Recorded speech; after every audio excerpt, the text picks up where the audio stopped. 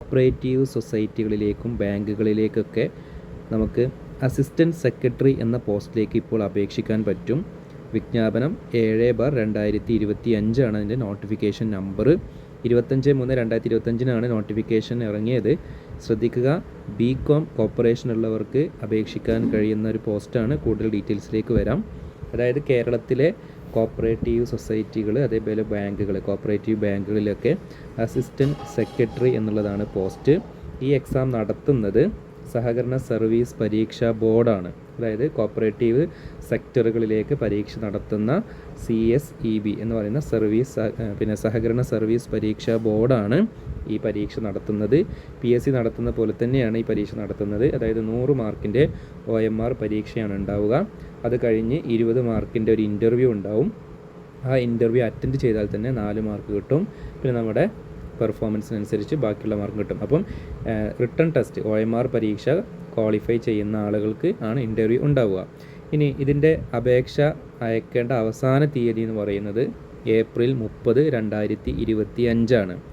ഇനി ഇതിൽ നമ്മൾ പറഞ്ഞു, ഇതിൽ അപേക്ഷിക്കാനുള്ള യോഗ്യത എന്ന് പറയുന്നത് നമുക്ക് BCom കോർപ്പറേഷൻ ഉള്ള ആളുകൾക്ക്, BCom കോർപ്പറേഷൻ സ്പെഷ്യലൈസേഷനായി പഠിച്ച ആളുകൾക്ക് അപേക്ഷിക്കാം. അതിൽ 50% കൂടുതൽ മാർക്ക് ഉണ്ടായിരിക്കണം. കുറഞ്ഞത് 50% മാർക്ക് അവർക്ക് ഉണ്ടായിരിക്കണം എന്നുള്ളതാണ് ഒരു കണ്ടീഷൻ.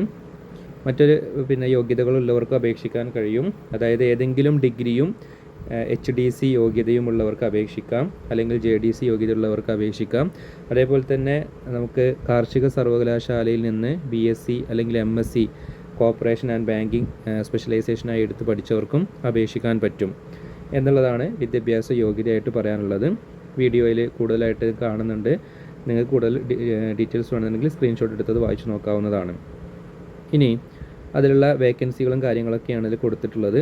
ഓരോ സൊസൈറ്റികളിലാണുള്ളത്. നിങ്ങൾക്ക് എത്ര സൊസൈറ്റിയിലേക്ക് വേണമെങ്കിലും അല്ലെങ്കിൽ ഏത് ബാങ്കുകളിലേക്ക് വേണമെങ്കിലും അപേക്ഷിക്കാൻ പറ്റും. പക്ഷേ അപേക്ഷിക്കുമ്പോൾ നമ്മൾ ആദ്യം ഒരു സൊസൈറ്റിയിലേക്ക് അപേക്ഷിക്കുമ്പോൾ 150 രൂപയാണ് ജനറൽ ആളുകൾക്ക് ഫീസ്.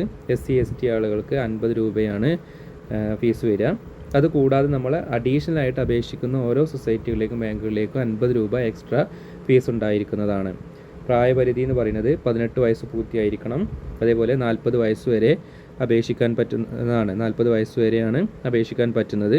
പട്ടികജാതി പട്ടികവർഗ വിഭാഗത്തിൽപ്പെടുന്നവർക്ക് അവരുടെ പ്രായപരിധിയിൽ 5 വർഷത്തെ ഇളവുണ്ടായിരിക്കും. അതായത് 45 വയസ്സ് വരെ അവർക്ക് അപേക്ഷിക്കാം.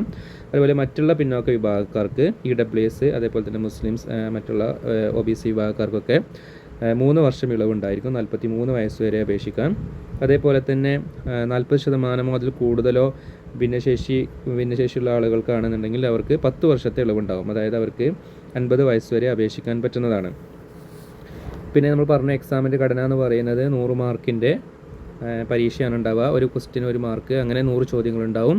OMR പരീക്ഷയായിരിക്കും ഉണ്ടാവുക.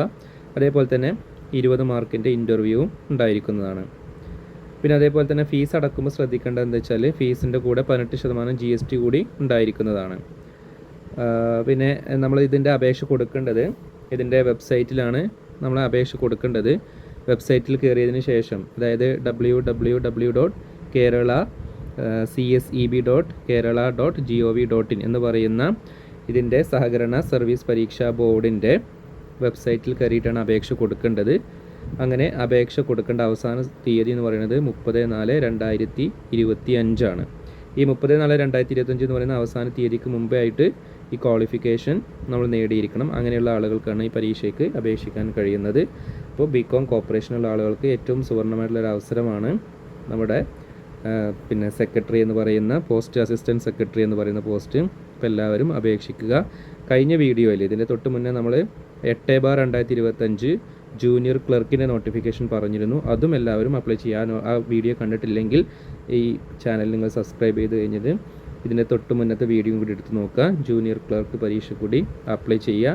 അതേപോലെ തന്നെ അസിസ്റ്റൻറ്റ് സെക്രട്ടറി എന്ന് പറയുന്ന പോസ്റ്റിലേക്കും അപ്ലൈ ചെയ്യുക. Okay, thank you.